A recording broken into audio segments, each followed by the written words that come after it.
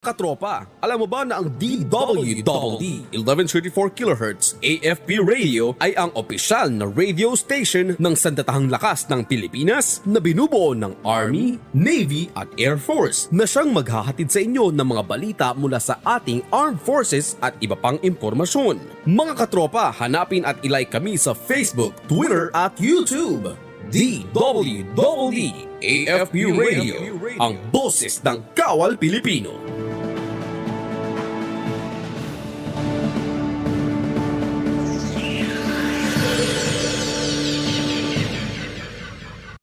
Alamin ang mga mainit na balita mula sa ating Armed Forces.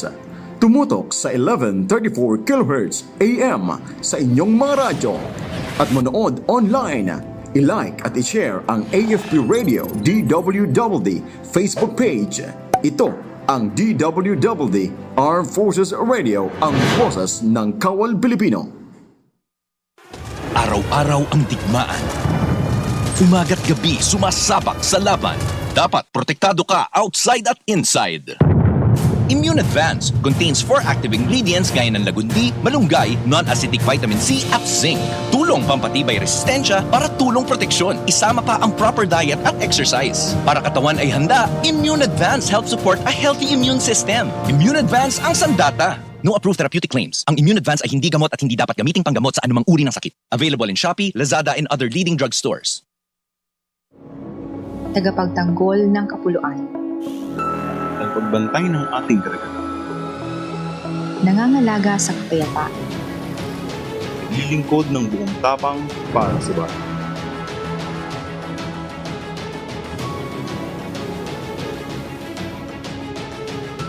Namumuno ng may dangal at katwiran.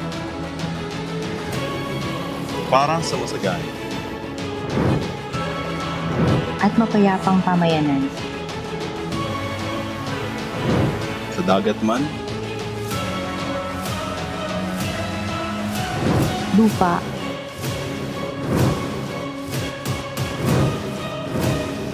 O himpapawid. kami ay laging handang tumulong. At kumaman. Kami ang Naval Forces Southern Luzon, ang inyong bubong dagat sa Timog Katagalugan.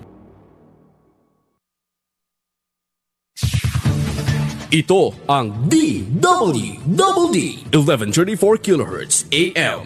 Balita, impormasyon at musika. Ito ang DWDD AFP Radio. Boses ng Kawal Pilipino.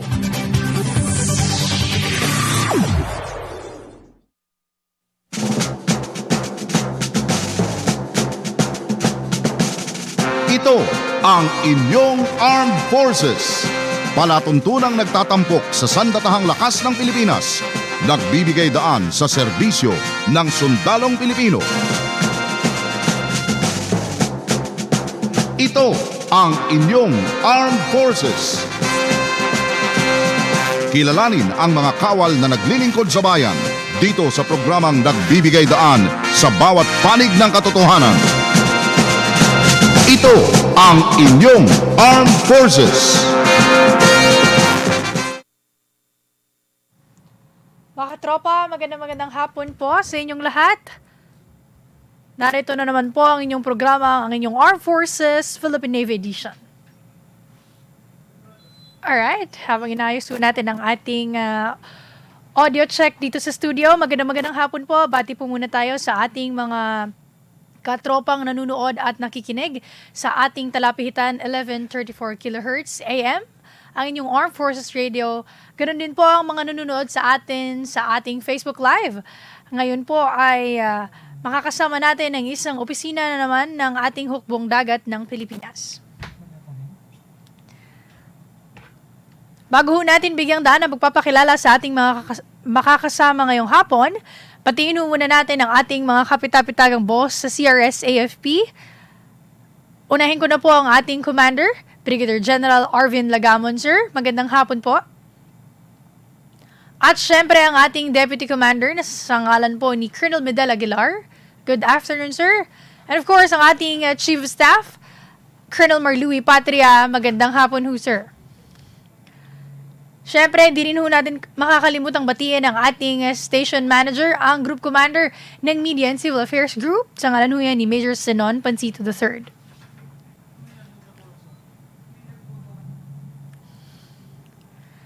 Ngayong hapon ito mga katropa, alas 4 hanggang alas 5 ng hapon, makakasama ho natin ang opisina ng Naval Research and Technology Development Center, the Naval Sea Systems Command. Ay maya-maya lamang po bibigyang daan ko ang pagpapakilala sa ating mga ututang dila ngayong hapong ito. Exciting ang ating mga kasamang opisina ngayon dahil ito ay ang mga magagaling sa pagbuo ng mga estratehiya na kinakailangan at mapapakinabangan ng ating hukbong dagat. Huwag na ho natin patagalin pa at magkakaroon din po tayo ng konting soundcheck at konting pabati sa ating mga tropa. Makakasama ho natin ngayon si Lieutenant Commander Ryan M. Ladica, Philippine Navy, the Chief TMESU ng NRTDC, at Lieutenant Mariel M. Gregorio, Philippine Navy, the Chief TRPMU and the Acting Plans and Programs Officer or RD5 ng ating NRTDC. Magandang hapon ho, ma'am, sir. Bati-bati po muna tayo. At the same time, soundcheck po tayo. Magandang hapon po sa lahat ng nakikinig at sa kasundaluhan. I am Lieutenant Commander Ryan M. Ladiga, Philippine Navy, the Chief TMSU ng NRTDC. Magandang hapon po sa ating lahat. Alright, magandang hapon din ho, sir. Loud and clear po kayo sa aking connection. Yes, ma'am. Kayo naman ha. Magandang hapon po sa lahat. Ako po si Lieutenant Mariel M. Gregorio, Philippine Navy, the Chief of Technology Research Project Management Unit ng NRTDC and Acting Plans and Programs Officer din po ng NRTDC. Ayan, magandang hapon ho, ma'am and sir. Welcome po sa ating programa ng inyong Armed Forces Philippine Navy Edition. Kami ho ay nagagalak dahil nakasama ho namin kayo dito at nabigyang daan din po ang pagpapakilala ng ginagawa functions, missions ng inyong opisina. Ayan, umpisahan na ho natin ang ating talakayan ngayong hapon. Sir, ma'am, bigyan nyo naman ho kami ng background tungkol sa ginagawa ng ating opisinang the Naval Research and Technology Development Center.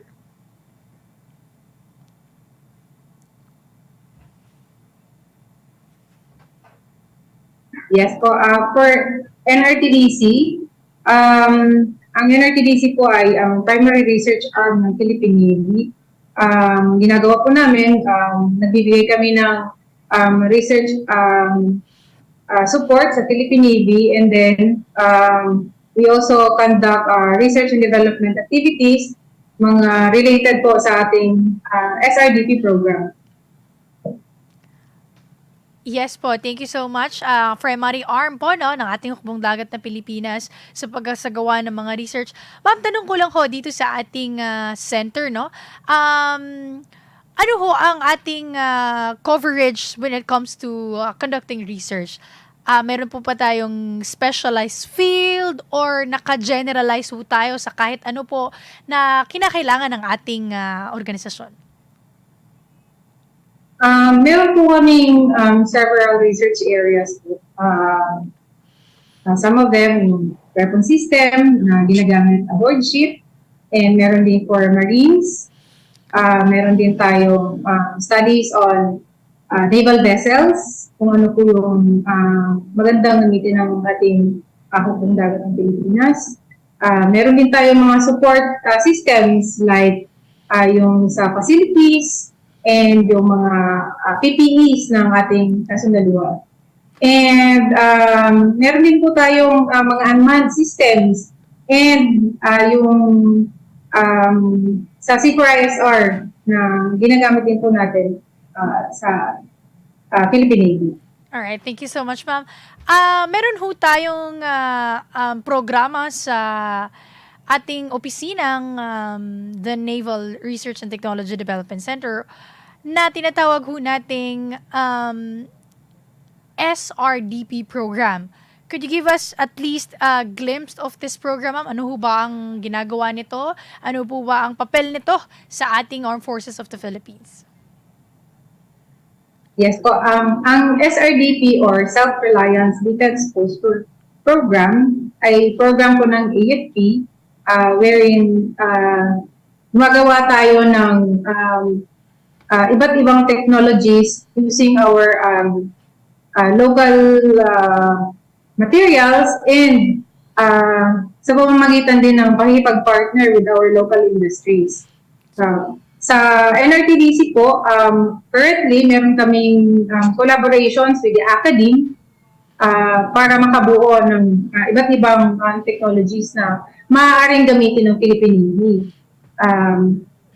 Yung kung alam ko, nabaligtad na po sa lahat yung Project Buhawi, which was our first na naging successful na R&D under SRDP program. Kasunod po nito, meron po tayong Secured Command and Control Communication Link System or SCPLS. Meron din po tayong Aerocomp System, Aerocomp Project. Ito naman ay patungkol sa yung using fiber, local fibers like pinya and abaca to create yung helmets and vest or PPE for the kasundaluhan po natin. And meron tayo ngayon na kakaumpisa lang po. We have hybrid marine air vehicle, maritime autonomous surface ship, and then hull design standard for Philippine seawater topology. Meron din tayong mga say hindi naman siya ganun kalaking projects, but eventually makakatulong po sa atin.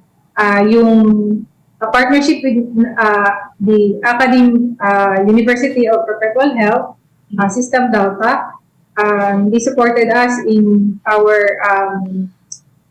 hydroponics project, and yung ano po natin, yung remote operations ng laboratory using the Internet of Things technology. Yun po. Yeah, thank you so much, ma'am. No? So meron ho tayong specific program na nilalayon ho nating makapabuo ng mga kagamitan na in line or tinap po natin yung ating mga schools na banggit niyo ho kanina at ang mga locals natin, which is a very, very nice move po. Nabanggit niyo ho kanina na meron ho tayong proyektong Aerocomp project. Ito ho ang isa sa ating highlight ngayong usaping ito. So, could you give us at least what is this project, ma'am? Ano ho ang equipment na ito? Ano po ang purpose nito? At ano ho ang maitutulong nito? And how do the Philippine Navy, specifically with your office, come up with this very, very nice project? Good afternoon again, ma'am. I'm again Lieutenant Commander Ryan M. Ladiga to speak on the Aerocomp project since I am the officer in charge. First, I'll make it simple. Aerocomp means lightweight component. So this is a project. This is the enhanced lightweight composite for defense applications. And this project is a collaborative project with UP Diliman, Department of Mining, Metallurgical, and Materials Engineering, UPDMME, with MIRDC AMSEN, the Air Force RDC, and Naval Research and Technology Development Center. Okay. So our task here is to provide a working space and manpower and support for the testing of the project. Yeah, and then our products here is prototype of ballistic products like helmets, bulletproof vests, and other projects. So our goal and objective here is to come up with a ballistic protective material with a level 3A protection. So when we say level 3A, we're saying na hindi po siya kayang tablan ng 9mm full jacket metal at hindi po siya kayang tablan ng 357 Magnum. So yun po. And so yun po yung goal and objective ng ating project, to come up with our own Philippine-made ballistic protective material. Hindi na po tayo mag-i-import ng mga ballistic protective materials. So, ginagawa na po natin ngayon. This is the purpose of the project. That is so nice, sir, no? Talagang napaninindigan ho natin at isinasabuhay ang atin pong motong tangkilikin ang sariling atin. Sir, I just have a personal question here when you mentioned some of the offices involved in conducting this project, no? Because as I validate the information that you have mentioned, sir, gusto natin na ito na ho ang ating gagamitin in the future. Like, sa atin hong areas for future dissemination of this project, do we also tap other units like the Philippine Army or the Philippine Air Force? Because when it comes to ballistic items, it involves units in the AFP. Tama ho, sir, na magkangyayari po in the future na with we manufacture this kind of product and eventually this will be the arm of our soldiers in the AFP? Thank you. That's a good question, ma'am. First, you're right. We are tapping the expertise from Army RDC. Our first testing was conducted at the Army RDC and then to the Arms Corps. And then in the project, we are also joined by the Air Force RDC. So we are the three services in the project. So, and in addition, ma'am, I forgot to tell you that this project is funded by DOST PSHERD. So they are the one who funded this project. All right. Thank you so much, sir. Follow-up question, sir. You mentioned some of the departments in the University of the Philippines. Do we involve students to student practicing? I think I don't know what specific course do students will have to take in order for them to be aligned with this project. But I just wanted to ask you, sir, about this, to highlight also the importance of involving the skills and talents of our youths in the university. Yes, ma'am. The contribution of the academe is very important to us. They are one of the main actor of this project, and in the UP DMME, there are graduate students. Actually, the one who are conducting the project are graduate students from UP DMME. You're right, ma'am. Yeah, thank you so much, no? So, ako po, mga katrawa, personally, no, it's a very nice experience. Like, you studying your course in the university, at the same time, you're helping your people, the organization, the Armed Forces of the Philippines, to come up with a really, really, really nice project that will be beneficial for your soldiers, the ones who will protect you. And that is so nice po, no? Dapat ito ho ang kinabibilangan ng ating mga kabataan. So, thank you so much for answering the question, sir. Let's move on with the key products of this project, sir. I'm pretty sure dahil gusto ho natin tatak Pinoy, local ito.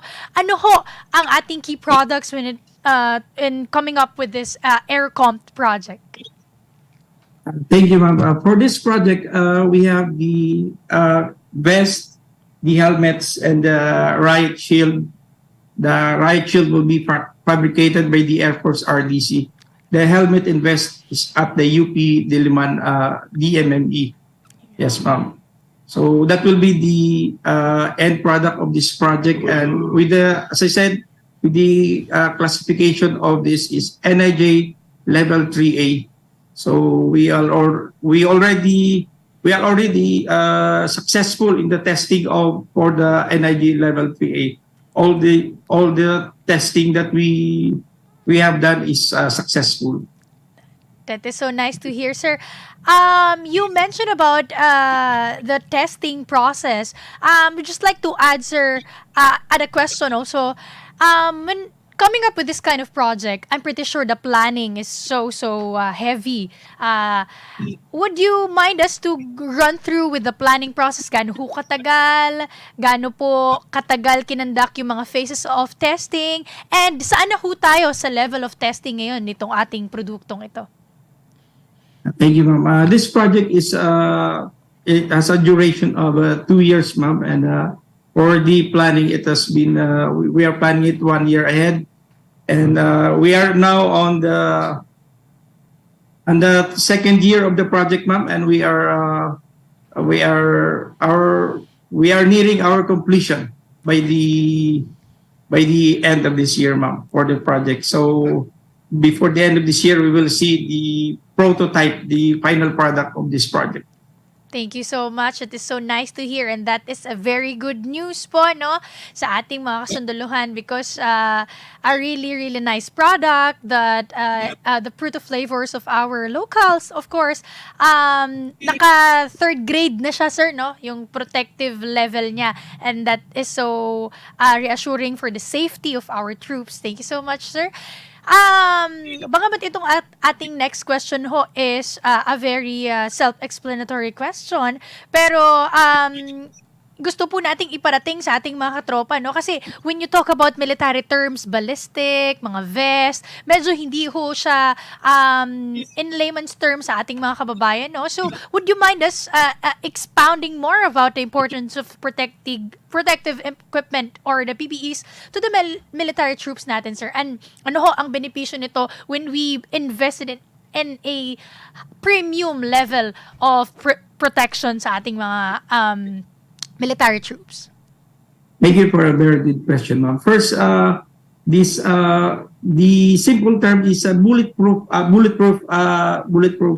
vest, bulletproof materials. That's the simplest term for that. From our troops, when deployed in the field, they need this for their protection and safety. Yeah. So, kung mapapansin nyo, if you witness some of the wars and panay pong tinatamaan sa ulo, tinatamaan sa... So, of course, namamatay po. So, the product is meant to protect our soldiers from harm. So, para makagawa po tayo ng mga produkto na akma sa fit ng Pilipino.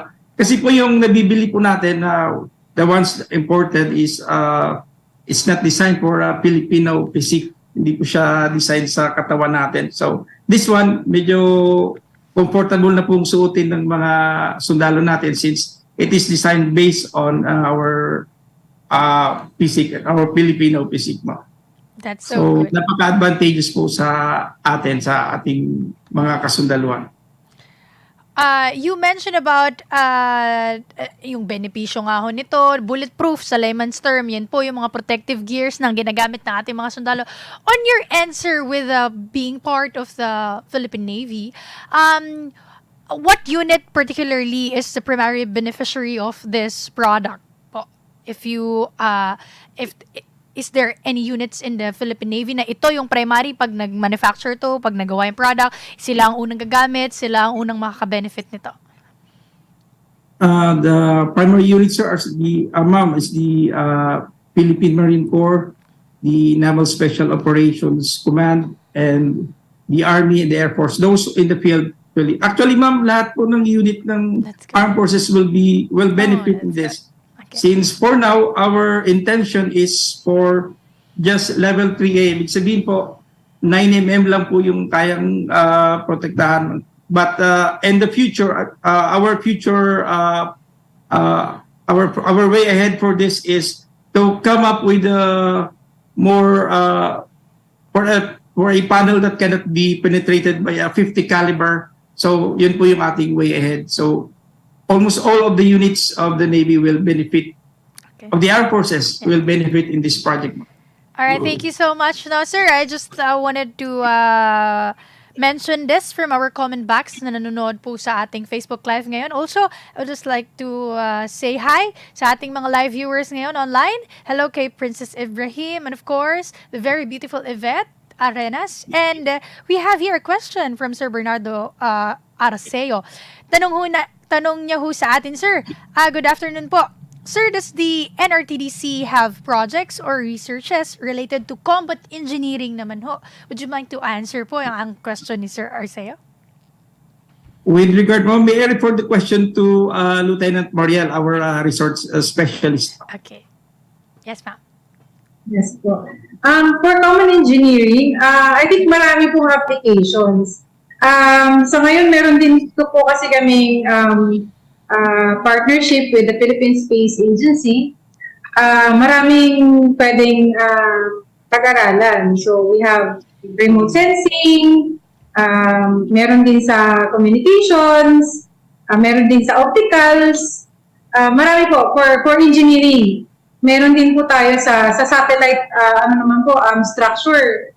I think mechanical engineering, yun po yung magiging forte niya. Sa ECE, marami. As I mentioned, we have communications, yung remote sensing, and computer engineering. Kasi heavy ang satellite for programming. And I think with the advent of advanced technologies ngayon, like yung Internet of Things, yung more on the automation, heavy na po sila on the programming. Kasi with the use of artificial intelligence, ayun po,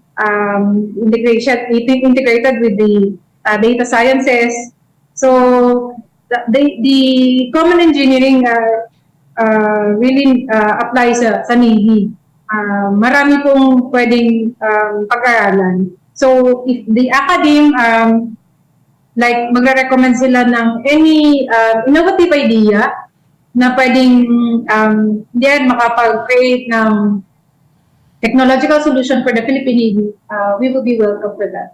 That is so nice, no? You mentioned, ma'am, marami na ho. Ibig sabihin ba nitong marami na? Like you mentioned in the different areas in the combat engineering side, marami ho tayong naumpisahan or meron na ho tayong mga maraming nilook forward na mga plano? Tama po? Right now, we have partnerships po with some academe. We have yung sa ongoing namin na DOST-funded projects, yung sa UP Diliman. We have the University Perpetual System Delta, both Molino and Las Piñas campuses. Meron din po tayong kay Cebu Technological University and University of Cebu. Meron kaming looking forward for partnership with MSU-IIT, Mindanao State University, Iligan Institute of Technology. And may initial collaboration kami with Technological Institute of the Philippines, QC Campus, and Ateneo de Manila University, yung I think process lab nila. So hopefully if we can have also other academia join with us on our R&D endeavors, we will welcome them too. Yeah, thank you so much, ma'am. No, and I think this is a perfect avenue for our organization, ma'am, to somehow segue po, no, the idea of enticing youths to be part of our organization. Minsan kasi quoted tayo, ma'am, as the organization that specialized lang for war zone and for gera, and also this is a nice avenue po. Ito, may mga nanonood at nakikinig sa atin na in the armed forces, we do have fields for every expertise and skills and talents. So, they can take advantage of that and be part of the organization na habang nakikita nila na ang organization is evolving to be a world-class organization and maisip nila somehow to be part of the organization and to really help yung mga napag-aralan, natutunan, na igamitin with our own organization. No? So, siguro, pwedeng i-segue ng ating mga sirs and moms yan while doing the partnership with the different organization and universities, especially sila ho yung ating mga vulnerable when it comes to the ideas of the leftist group. No, I think it's a nice move and a nice nice change din po na pwedeng ma-influence sa kanila while doing the project. Thank you so much, ma'am, for answering. And next question po, with regards to the Naval Research and Development Center, dito sa ating Aerocom project, ano ho ang ating role dito, sir? Dito sa collaboration na to, would you mind us to give us more information with the collaboration of this project? Thank you, ma'am. Our role is to provide a working space and provide manpower. And so, during testing, we are the one who facilitate the testing of these bulletproof materials. So for the series of testing, we conducted the test at the Army RDC, and then the next testing are conducted at the Arms Corps testing facility. And we are projecting to conduct, after completion of the prototypes, we will be conducting the final testing at our military base here, ma'am. So that's our role for this project. Thank you so much po, no, sir. Sabi niyo nga ho, talagang pinapanindigan, isinasabuhay ho natin na ang gawang Pilipino para sa Pilipino. That is so, so nice po. You mentioned earlier, sir, some of the way aheads of the unit, but I would just like to ask this question. What should we expect po, no, from the NRTDC, especially magsa-celebrate ho kayo ng inyong golden anniversary this coming June. Happy anniversary po. Thank you, ma'am, for your greetings. For the expectations you expect from the NRTDCs, more collaborative projects, and for the good of the armed forces and for the good of the Navy. So that's the mission of the NRTDC, to come up with all of the projects for the use of our armed forces and the Navy and CP. Ayan, sir, no? Sa po namin mga kasama dito sa Armed Forces Radio, binabati ho kayo namin ng golden anniversary. That is a milestone po. Thank you so much, no? I think we'll wrap up for the talking line, talking points, I mean. Basahin ko na lamang ho yung mga ibang katanungan dito na maaaring sagutin. Mahaba po ang oras natin. May tanong ho dito, sir.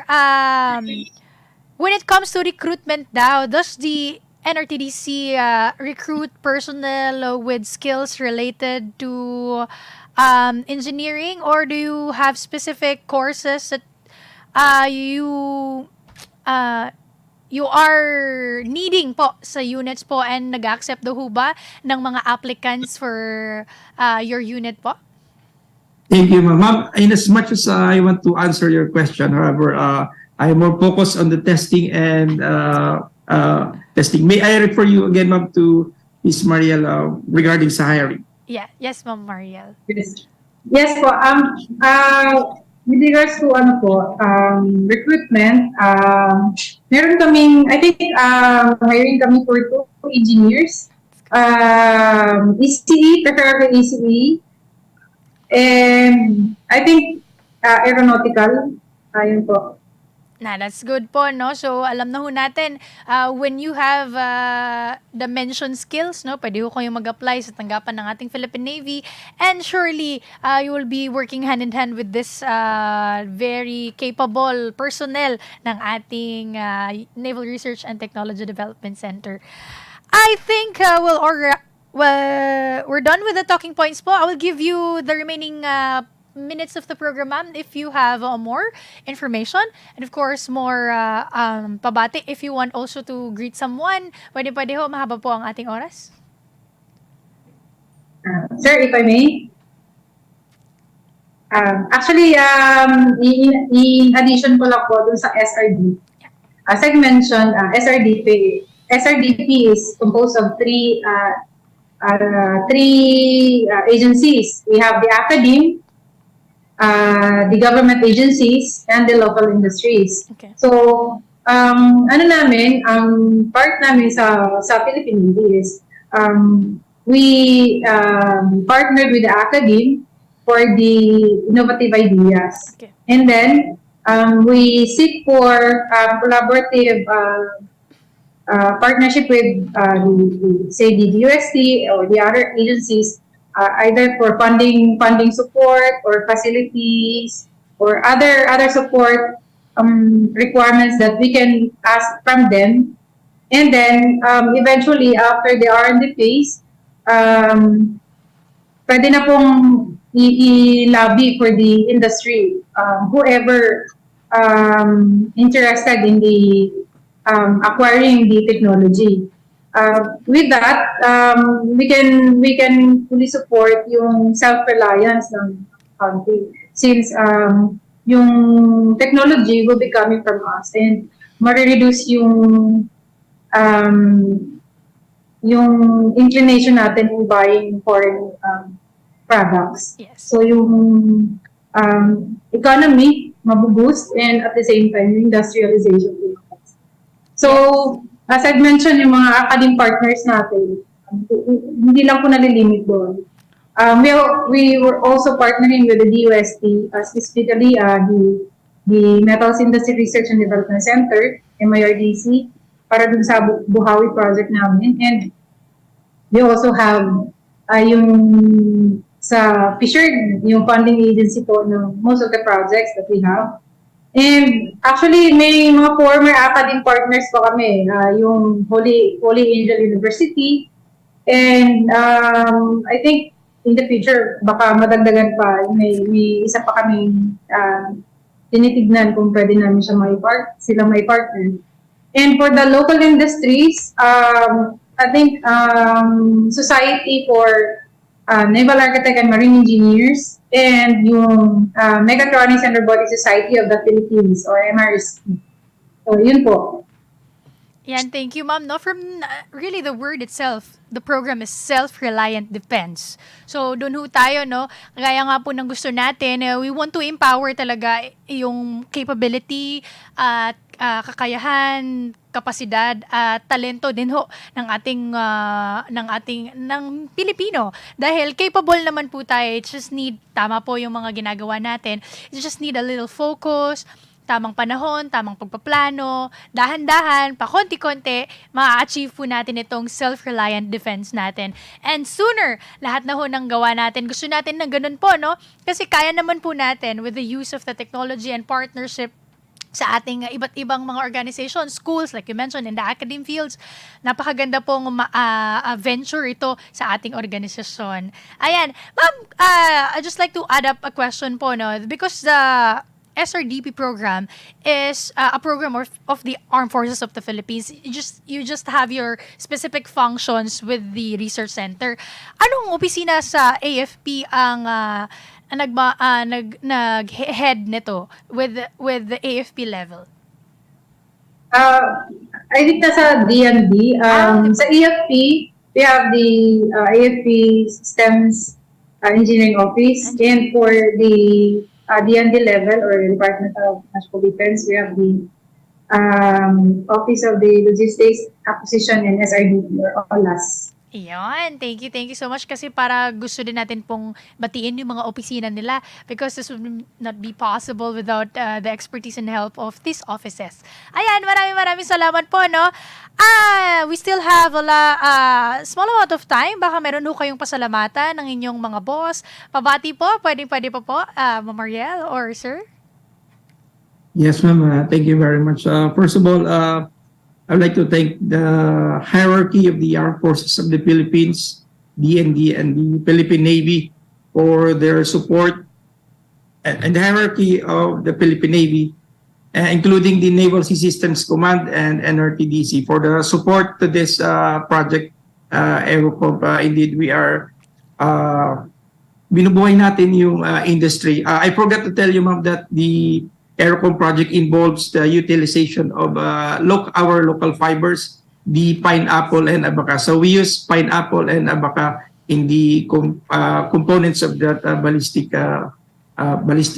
panel. So thank you very much. Our appreciation and thanks to the hierarchy of the Armed Forces of the Philippines and to the DOST Fisher. Thank you so much. Thank you very much. How about Mariel? Shout out na po sa aming director na nanonood. Hello, sir. Sa aming deputy na currently nasa ANCM, si Delmore Sagusay. Our director, Captain Vincent Casaneda. And sa iba po naming kasamahan, mawala si class, NOCC 22. Hello po. Ayan, thank you so much, Ma. Is there anything that you want to add, ma'am?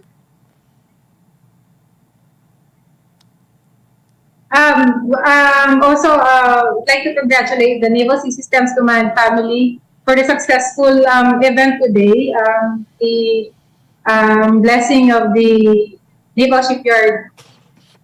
Shipbuilding Center, and christening of the two vessels of the Philippine Navy. Congrats, NASCOM family. Alright, thank you so much po, no? Ako po, dito sa radio station, gusto po namin kayong batiin, i-congratulate at ipagdiwang po ang inyong golden anniversary this coming June. And of course, kaisa niyo po kami sa inyong mga programa at sa napakagandang advokasyahan niyo po every now and then that you come up with the project, dahil talagang isinasabuhay niyo po ang gawang Pilipino para sa Pilipino. Kaisa niyo po kami dyan dito sa Armed Forces Radio. Maraming salamat po dahil sinamahan niyo po tayo dito sa ating programa, ang inyong Armed Forces Philippine Navy Edition, para ibahagi ho ang isang importanteng unit sa Philippine Navy, and of course, importanteng unit sa ating Armed Forces of the Philippines. Nalaman ho natin ang inyong function, ang inyong mission, ang inyong projects nyo po. Maraming salamat po. I'm pretty sure our katropas online and of course sa ating radio station is natutuwa hong mabalitaan ng inyong mga naibahagi ngayong hapong ito. So maraming salamat po. Unti-unti na po tayong magpapaalam sa ating programa. Nakasama ho natin sa ating programa ngayong hapon ang Chief TMESU ng NRTDC, si Lieutenant Commander Ryan Ladica, Philippine Navy, and of course the Chief TRPMU and the Acting Plans and Programs Officer ng ating NRTDC, si Lieutenant Mariel M. Gregorio, Philippine Navy. Thank you so much, sir. Maraming salamat. Happy Monday po sa inyong lahat. At yan po ang kabuuan ng ating usapin sa ating programa, ang inyong Philippine Navy, ang inyong Armed Forces Philippine Navy Edition. Nakasama ho natin ang Naval Research and Technology Development Center ng ating hukbong dagat ng Pilipinas.